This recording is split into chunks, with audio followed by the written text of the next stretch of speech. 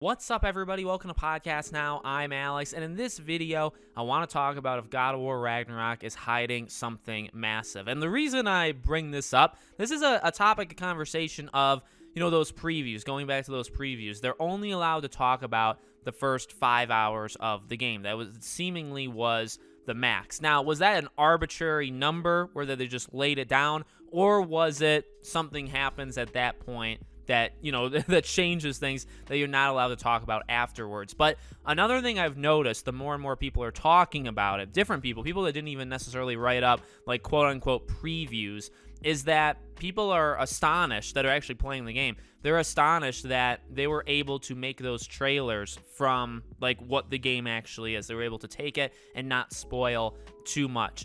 And you think about it, and it's like, you think to The Last of Us, and I really can't help but to do that. Now, I'm not saying Kratos dies in the first hour or anything like that, but you do think to The Last of Us where there was a lot of, not necessarily bait and switch, but just a lot of fake outs. That trailer made you think it was one thing, and then it did something else. I don't think God of War is like that. I do think the general idea of kind of stopping Ragnarok and Odin and Thor and Freya and you're going to leave the mythology, go somewhere else. Like, we know a lot of, core things that should probably happen in this game. The order is a little debatable. Do you kill Kratos? Do you not? Does Freya actually die? What happens with Odin? What's Odin's, like, true purpose in this game? Like, there's things that are debatable, but I do think we have a much better grasp of what God of War Ragnarok is than we knew with The Last was Part 2. Could be wrong, but that's a general sense from covering both of these games. That is a sense that I get with God of War, is we kind of just know a bit more.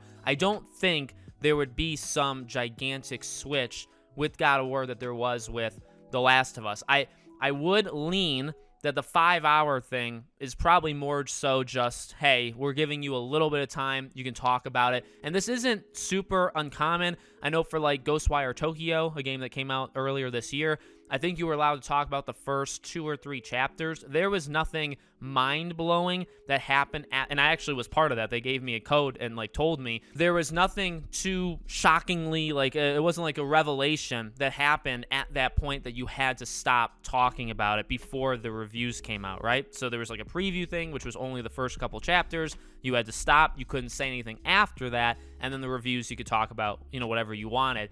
And nothing really was all that big that separated the two. So it could go either way. I mean, yeah, The Last of Us, it hid firstly Joel dying, and it did that kind of bait and switch where you thought Joel was going to be in it a whole lot more. But it also had Abby in for literally half the game that it didn't show anything like that in the trailer, right? You thought the whole journey was just going to be Ellie. Look, the idea of Atreus being playable, I think, is almost a guarantee. I can't imagine that in the way that the world is right now, with how other Sony games have done it, even if it's not a passing of the torch game, even if Kratos doesn't die, and I don't want him to, as we talked about in past videos, I actually want him to survive, and I want to keep playing as him.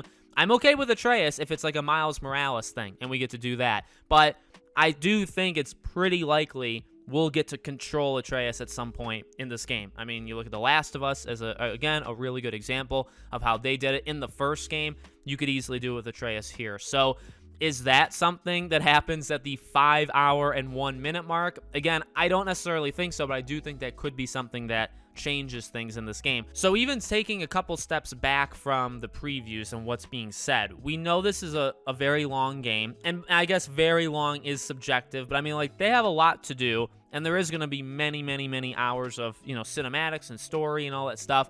And so it is actually quite incredible that, and again, I haven't even played it, but I can get the sense that it is pretty nuts that they've managed to do these trailers. And, like, again, we know a couple pillars of this game, but a lot of in-between stuff is missing, and that's going to be shown to us when we actually play it. So are there going to be shocking things that really, really change how the game is? I think it's pretty possible. And I mean, one more way of looking at it too is you look at how the previews actually worked. And we talked about this before, right? They were no new footage. Like, it was all, like, there was the new screenshots, but that was it. That one thing that leaked online, let's say 50-second clip, that was definitely not allowed, and it was taken down pretty darn quickly. So, and even if you looked at the previews themselves, it was all reused footage, or it was people sitting there, you know, on their mics talking about the game, not showing it, talking about it. And that's the first 5 hours. I'm sure there was some stuff you could have shown, but maybe not, and maybe, you know, obviously that was the directive from Sony, is you're not allowed to show literally anything. It seems like the first hour is going to be something really, like, insane. The Thor fight, whenever that happens, which I do think is going to be really early, that'll be insane.